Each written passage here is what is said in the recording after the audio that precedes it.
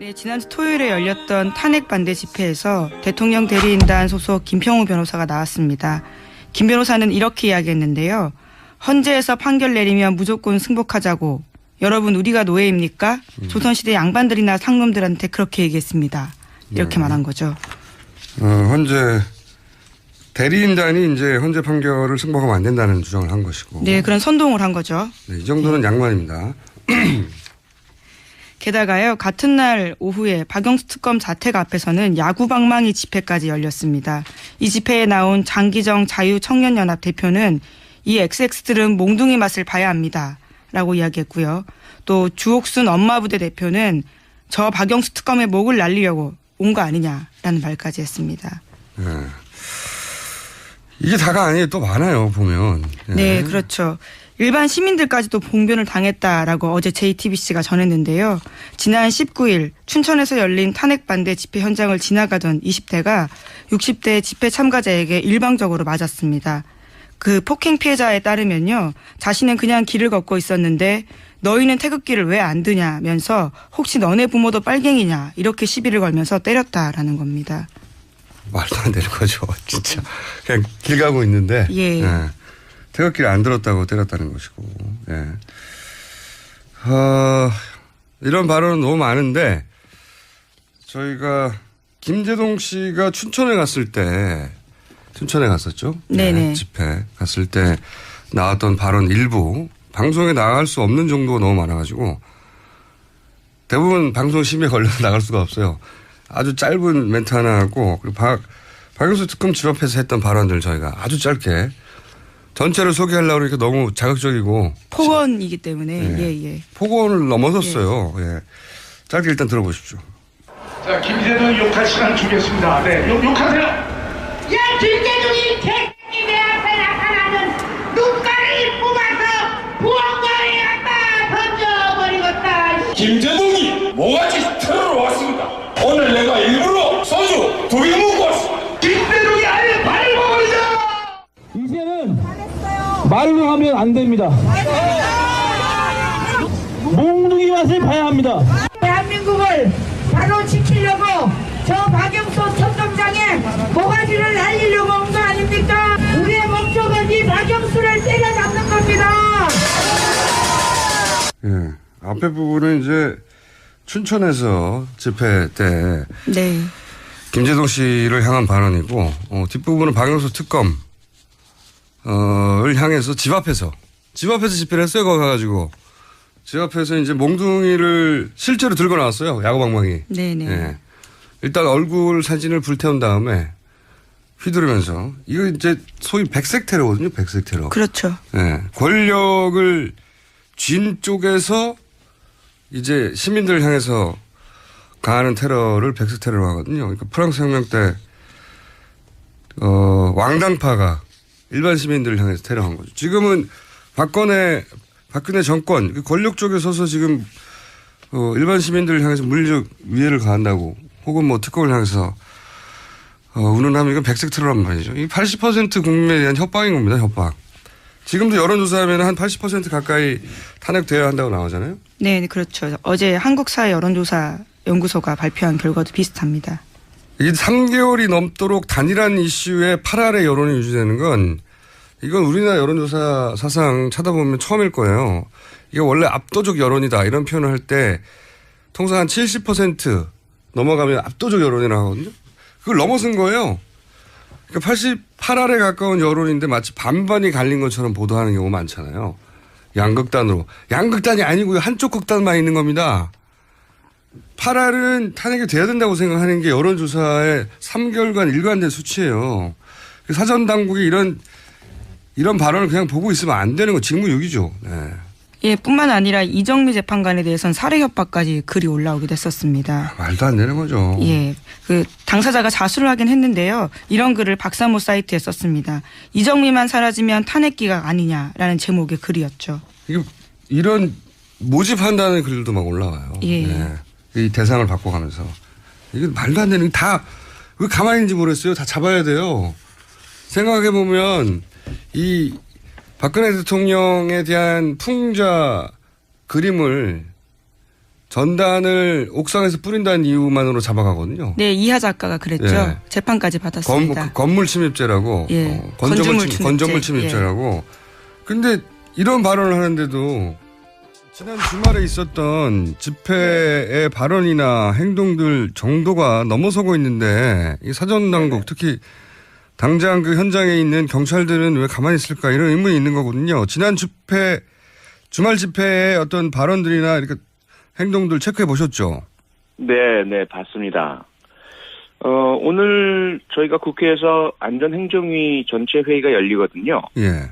그래서 회의에서도 제가 이 문제를 그 경찰청장에게 질의를 할 예정이고요. 예. 지난 주말만이 아니라 지속적으로 계속 그 위협적인 발언들이라든지 폭력적인 행동들은 있어 왔죠. 예. 그런데 더욱 그 정도가 심해져 가고 있는 상황인 것 같고요. 특히 지난 주말에는 그 주최자 측의 어떤 사람 하나가 야구방망이를 들고 올라가서 예. 실질적인 그 위해를 하겠다 특검에 대해서 네. 이런 발언을 하기도 하고 또 헌법재판소 재판관들에 대한 그 위해 발언도 나왔고요. 그리고 실제로 그 길거리 가던 일반 시민을 태극기를 안 든다는 이유로 폭행을 했던 그런 태극기 든 참가자도 있었고요. 저기 예를 들어서 박영수 특검 같은 경우에요. 네네. 이게 이제 굉장히 정도가 심하고 직접적이다. 그 집 앞에 가가지고 야구방망이 휘두르면서 이제 뭐 때려야 된다고 방망이로 후드려 패야 된다고.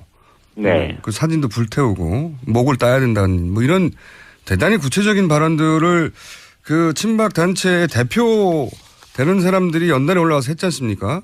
네, 그랬습니다. 네. 이런 정도의 발언은 직접적으로 조사 대상이 되는 거 아닌가요? 조사를 해야죠. 조사를 해야 하고요. 예.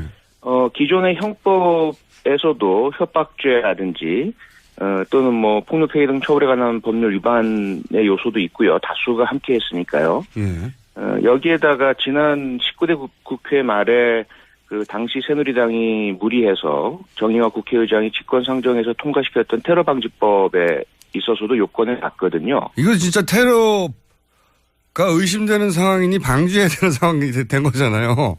근데 거의 뭐 테러를 조장하고 있는 상황이고 이게 개인적인 행동이기보단 조직적인 행동으로 보이고요. 예.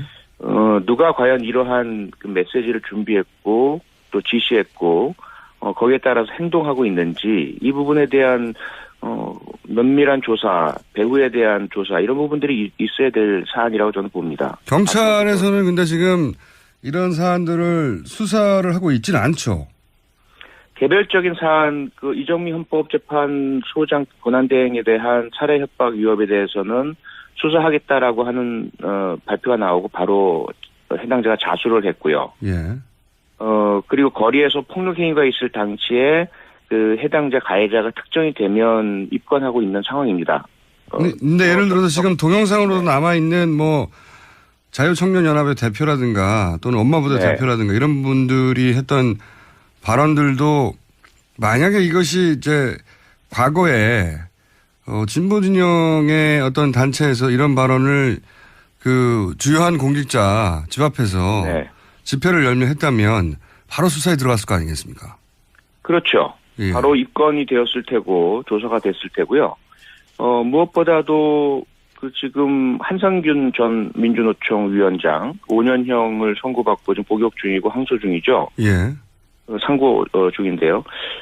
그런 예에 비춰본다면 지금 그 친박 집회에서 행해지는 폭력과 폭력 선동 또 내란 선동의 말까지 모두 본다면 상당히 그 심각한 그러한 그 조사와 형사 입건 또 기소 이런 부분들이 있어야 할 상황입니다. 그때랑 비교를 해본단 말이죠. 그렇죠. 그런 적극적인 조사나 입건은 이루어지지 않고 있는 상황입니다. 지금 내란 선동이라고 말씀하셨는데 계속해서 내란 선동에 해당될 발언들이 집회에서 몇 주째 나오고 있거든요.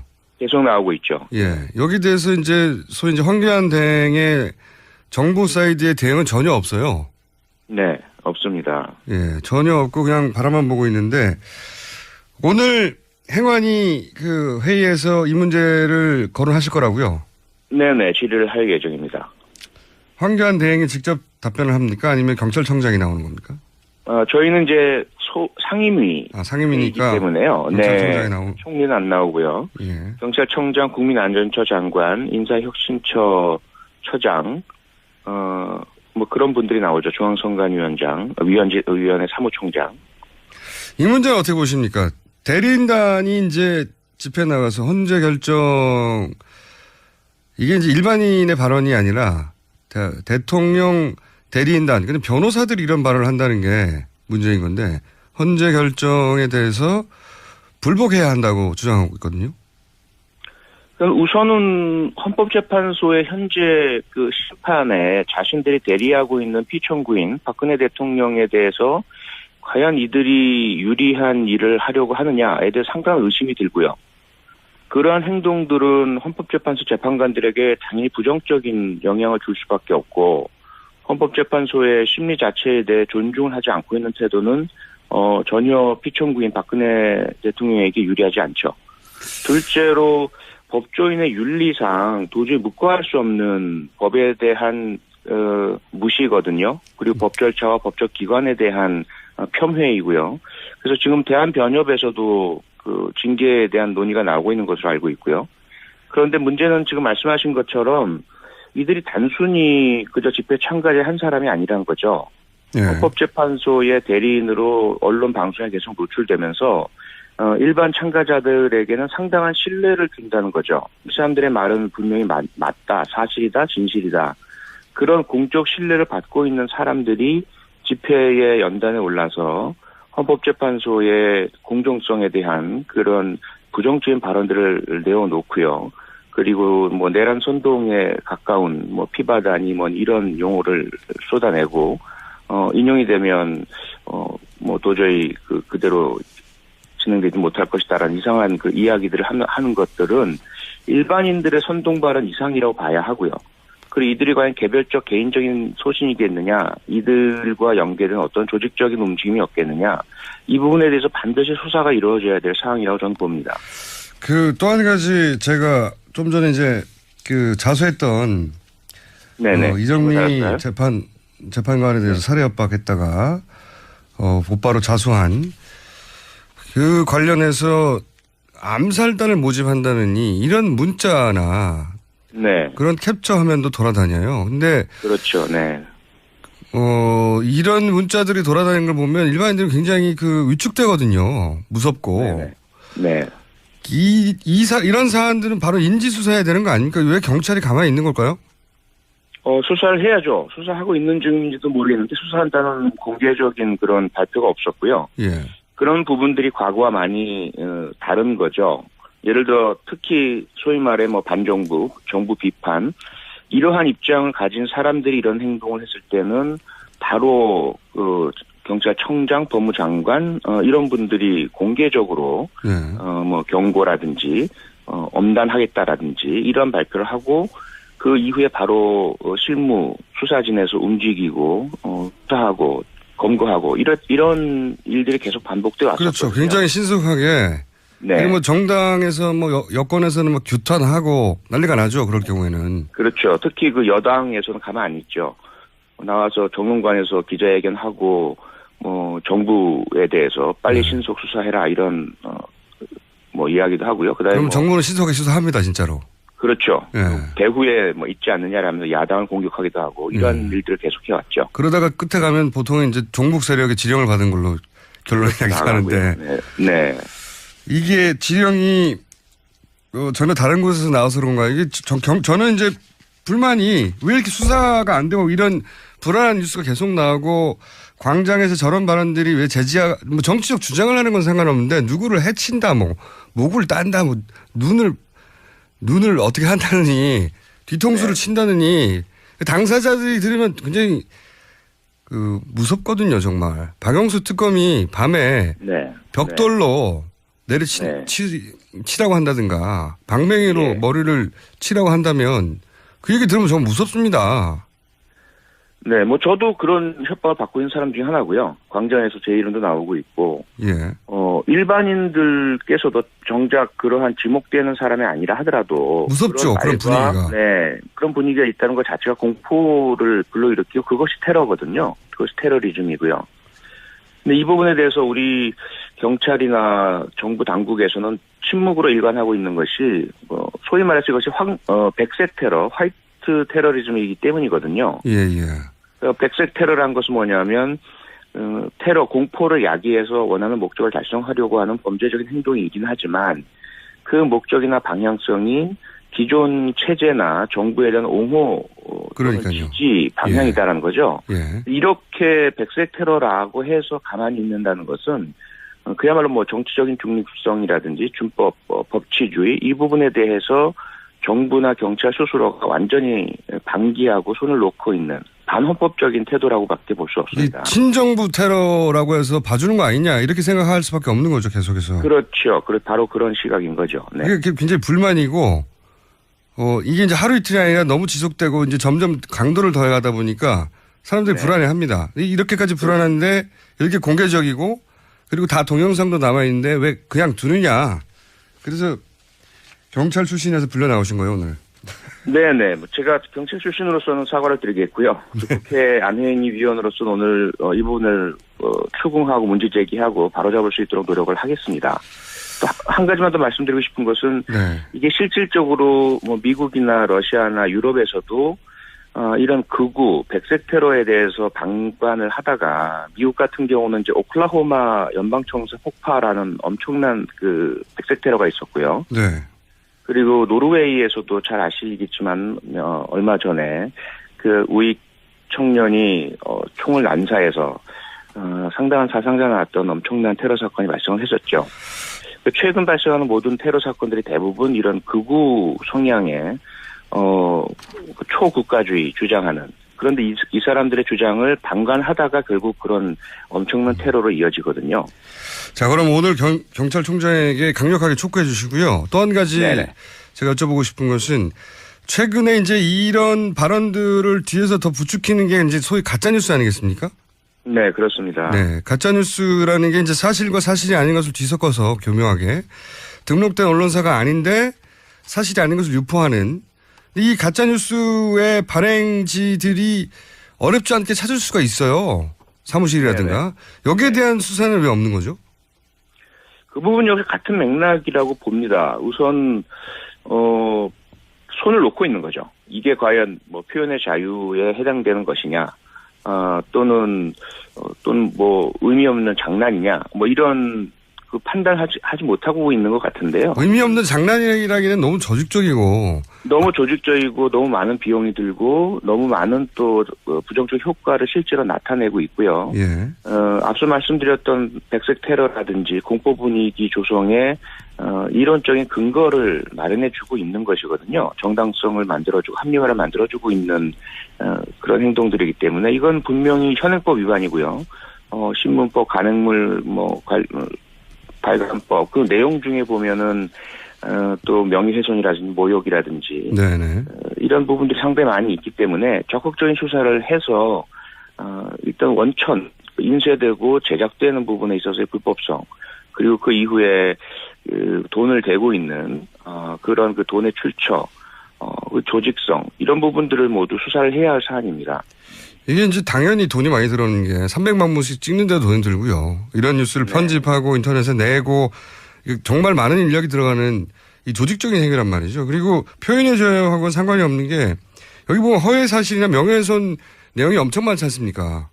그렇죠. 네. 이게 이제 다른 단체에서 했다면 당장 수사 대상이 될 수 있는 사안들인데 이 역시 이제 친정부여서 봐주고 있는 거 아니냐 이런 의혹이 계속 제기되는 거죠, 지금. 네, 어떻게 본다면 현재 헌법재판소에서의 그 피청구인 박근혜 대통령 대리인단의 폭언, 지연행위, 또 법정 모독, 재판관들에 대한 능멸 이런 부분들도 모두 그냥 참아주고 있잖아요. 헌법재판관들이, 헌법재판소가. 거리에서도 마찬가지고 그런 그 가짜 뉴스도 마찬가지고 온라인에서도 마찬가지고요.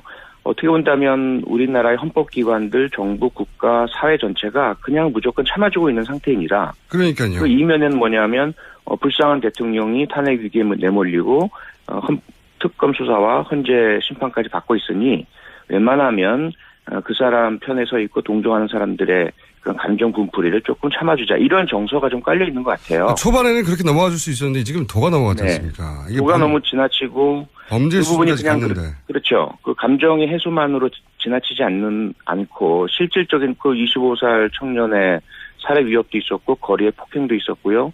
점점 그러한 불법 행위와 폭력의 도가 지나치게 과장되고 확대되고 있는 상태이기 때문에 의원님. 이제는 더 이상 네. 예, 저희가 시간이 다 됐는데 아 그렇습니까? 꼭 네. 질문 드려야 될 게 한두 가지 더 있는데 혹시 시간 되시면 8시 10분에 한 5분만 다시 연결할 수 있을까요? 아, 예, 그렇게 하시죠. 알겠습니다. 이 배후가 있는 거 아닙니까? 이런 정도의 조직적인 행동과 발언과 뭐 가짜 뉴스와 반대 집회의 발언들 이게 그냥 산발적인 거라고 보십니까?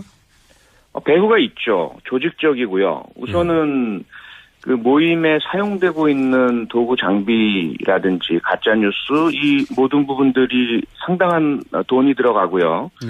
그 돈의 출처는 그동안 저희들이 많이 지적을 했지만 정경련이라든지 이미 그 관변단체에 수십억 원이 지급된 사실 이 부분은 밝혀냈고요.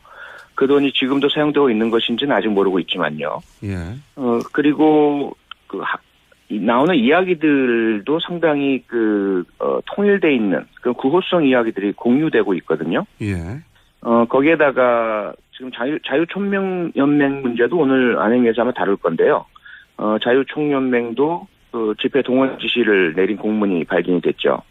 그래서 그러한 부분들이 각자의 어떤 조직성 내지는 배후로서 역할들이 산발적으로는 확인되는데 그 모든 것의 총배후 뒤에서 설계하고 조직하는 누군가가 있느냐 이건 아직 확인은 되지 않고 있습니다. 짐작은 어떻게 하십니까?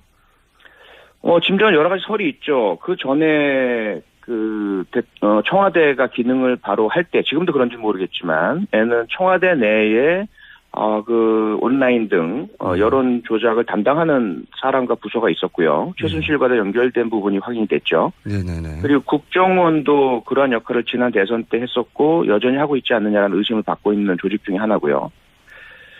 그리고 정윤회라든지 네.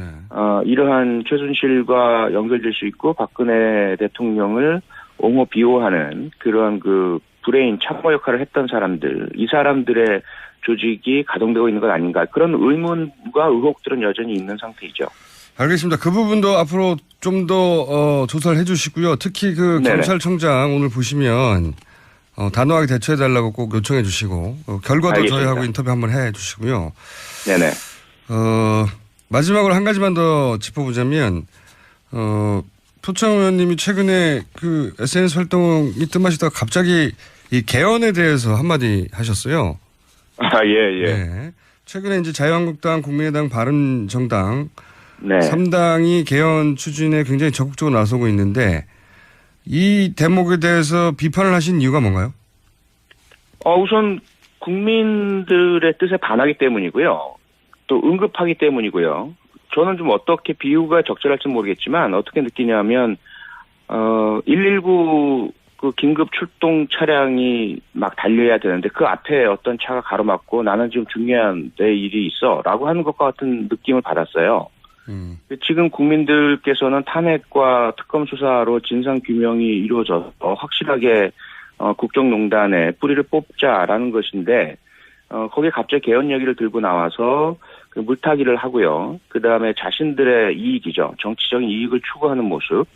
여기에 덧붙여 주도 세력이 이 모든 국정농단의 주범과 공범들이라고 할 수 있는 그런 집권 여당, 새누리당, 자유한국당이라는 것. 이 부분이 저는 도저히 받아들일 수 없기 때문에 여기에 대해서 좀 목소리를 높였습니다. 그런데 이제 민주당 내에서도 30명 이상의 이제 개헌이 시급하다고 생각하는 분들이 있지 않습니까? 그분들도 여기에 동참하는 걸로 이런 움직임에 알려져 있는데.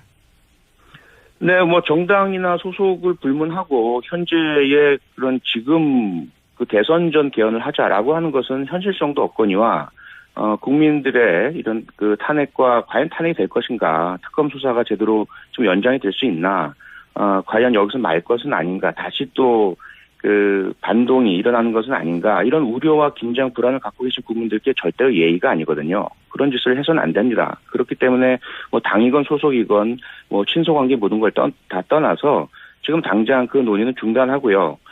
국회 내에서 개헌에 대한 연구하는 건 좋습니다. 언제든 해야 할 것이고 한다면 제대로 해야 될 테니까요. 근데 지금 무리하게 갑자기 대선 전 개헌을 해야 한다는 그런 목리를 들고 나와서 국민들께 불안을 끼쳐드리는 것은 절대로 정치인이 해서는 안 될 일이라고 저는 생각을 합니다.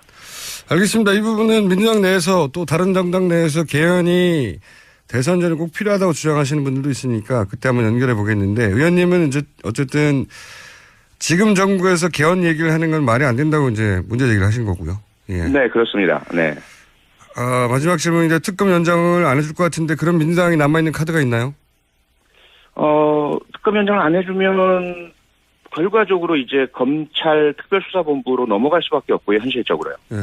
그러면 현재의 황교안 총리 특검 연장을 안 한다면 당연히 박근혜 최순실 부역 세력이라고 봐야 되고요. 본인도 그중 일부라고 인정한 것이라고 봐야 되기 때문에 황교안 총리를 포함한 어떤 누구라도 검찰 특별수사본부의 수사에 지난 대선 때 국정원 사건처럼 개입하거나 방해하거나 하지 않도록 민주당 또 최선의 노력을 다해야 되겠죠. 알겠습니다. 오늘 여기까지 듣겠습니다. 감사합니다. 네, 고맙습니다. 네, 지금까지 더불어민주당의 표창원 의원이었습니다. 면서 혹시 너네 부모도 빨갱이냐 이렇게 시비를 걸면서 때렸다라는 겁니다. 말도 안 되는 거죠. 진짜. 그냥 길 가고 있는데. 예. 태극기를 안 들었다고 때렸다는 것이고. 예. 이런 발언은 너무 많은데 저희가 김재동 씨가 춘천에 갔었죠. 네네. 집회 갔을 때 나왔던 발언 일부 방송에 나갈 수 없는 정도가 너무 많아가지고 대부분 방송 심의에 걸려서 나갈 수가 없어요. 아주 짧은 멘트 하나 하고 그리고 박영수 특검 집 앞에서 했던 발언들 저희가 아주 짧게 전체를 소개하려고 그러니까 너무 자극적이고 폭언이기 때문에 예. 폭언을 넘어섰어요. 예. 짧게 일단 들어보십시오. 자, 김재동 욕할 시간 주겠습니다. 네, 욕하세요. 야, 김재동이 개X이 내 앞에 나타나는 눈가를 뽑아서 부엉거에 갖다 던져버리겠다. 김재동이 모가지 털으러 왔습니다. 오늘 내가 일부러 소주 2병 먹고 왔습니다. 김재동이 아예 발을 먹어버리자. 이제는 말로 하면 안 됩니다. 몽둥이 맛을 봐야 합니다. 대한민국을 바로 지키려고 저 박영수 첩검장에 모가지를 날리려고 온 거 아닙니까? 우리의 목적은 이 박영수를 때려잡는 겁니다. 예. 앞에 부분은 이제 춘천에서 집회 때 네. 김재동 씨를 향한 발언이고 뒷부분은 박영수 특검 을 향해서 집 앞에서 집회를 했어요. 거기 가가지고 집 앞에서 이제 몽둥이를 실제로 들고 나왔어요. 야구방망이. 네네. 예. 일단 얼굴 사진을 불태운 다음에 휘두르면서 이거 이제 소위 백색 테러거든요. 백색 테러. 그렇죠. 예. 권력을 쥔 쪽에서 이제 시민들을 향해서 가하는 테러를 백색 테러로 하거든요. 그러니까 프랑스 혁명 때 왕당파가 일반 시민들을 향해서 테러한 거죠. 지금은 박근혜 정권 권력 쪽에 서서 지금 일반 시민들을 향해서 물리적 위해를 가한다고 혹은 뭐 특검을 향해서 운운하면 이건 백색 테러란 말이죠. 이 80% 국민에 대한 협박인 겁니다. 협박. 지금도 여론조사하면 한 80% 가까이 탄핵되어야 한다고 나오잖아요. 네, 그렇죠. 어제 한국사회 여론조사 연구소가 발표한 결과도 비슷합니다. 이게 3개월이 넘도록 단일한 이슈에 8알의 여론이 유지되는 건 이건 우리나라 여론조사 사상 찾아보면 처음일 거예요. 이게 원래 압도적 여론이다 이런 표현을 할 때 통상 한 70% 넘어가면 압도적 여론이라고 하거든요. 그걸 넘어선 거예요. 그러니까 88알에 가까운 여론인데 마치 반반이 갈린 것처럼 보도하는 경우가 많잖아요. 양극단으로. 양극단이 아니고요. 한쪽 극단만 있는 겁니다. 8알은 탄핵이 돼야 된다고 생각하는 게 여론조사의 3개월간 일관된 수치예요.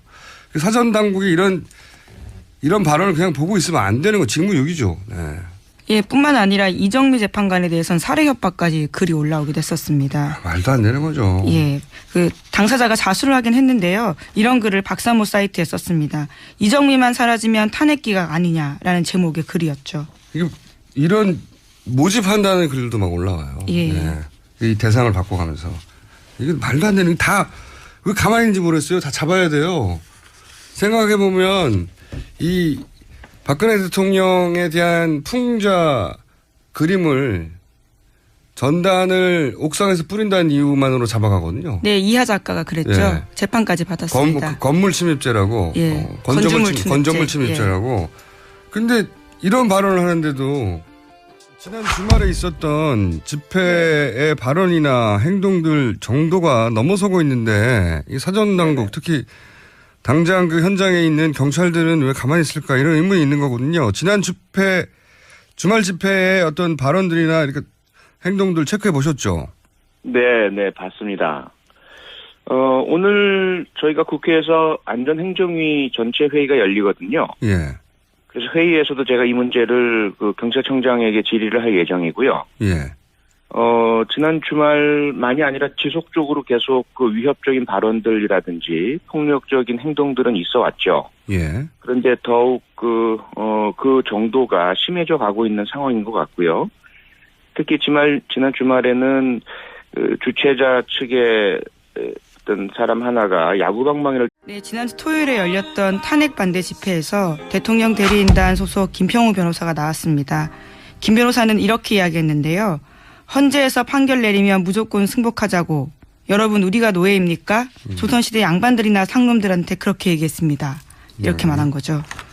헌재 대리인단이 이제 헌재 판결을 승복하면 안 된다는 주장을 한 것이고. 네, 그런 선동을 한 거죠. 네, 이 정도는 양반입니다. 게다가요, 같은 날 오후에 박영수 특검 자택 앞에서는 야구방망이 집회까지 열렸습니다. 이 집회에 나온 장기정 자유청년연합 대표는 이 XX들은 몽둥이 맛을 봐야 합니다. 라고 이야기했고요. 또 주옥순 엄마부대 대표는 저 박영수 특검의 목을 날리려고 온 거 아니냐라는 말까지 했습니다. 네. 이게 다가 아니에요. 또 많아요, 보면. 네, 그렇죠. 일반 시민들까지도 봉변을 당했다라고 어제 JTBC가 전했는데요. 지난 19일 춘천에서 열린 탄핵 반대 집회 현장을 지나가던 20대가 60대 집회 참가자에게 일방적으로 맞았습니다. 그 폭행 피해자에 따르면요. 자신은 그냥 길을 걷고 있었는데 너희는 태극기를 왜 안 드냐.